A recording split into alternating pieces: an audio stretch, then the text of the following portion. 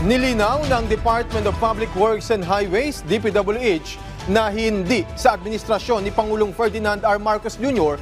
ginawa at natapos ang disenyo at konstruksyon ng Santa Maria Cabagan Bridge. May balitang pambansa si Angela Peñalosa ng Radyo Pilipinas.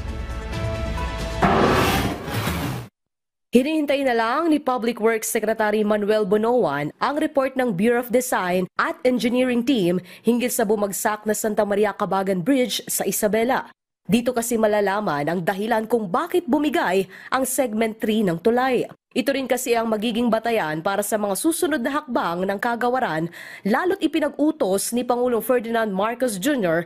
ang investigasyon sa naturang insidente. I have dispatched actually yung engineering team namin dito sa central office from the Bureau of Design at saka meron yung third-party consultant that also went there. So today, they will be rendering their investigation report to me para malamin natin ang cost nito because, as you know, unfortunately, bumagsak na nung third segment ng bridge noong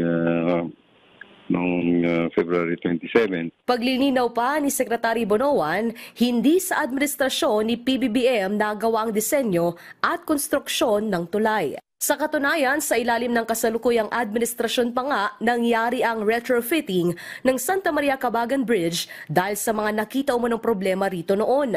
Inabot lang dito sa administration ni President Bongbong is actually yung retrofitting.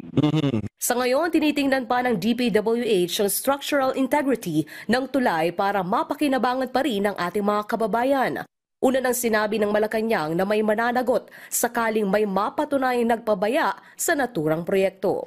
Mula sa PBS Radyo Pilipinas, Angela Peñalosa para sa Balitang Pambansa.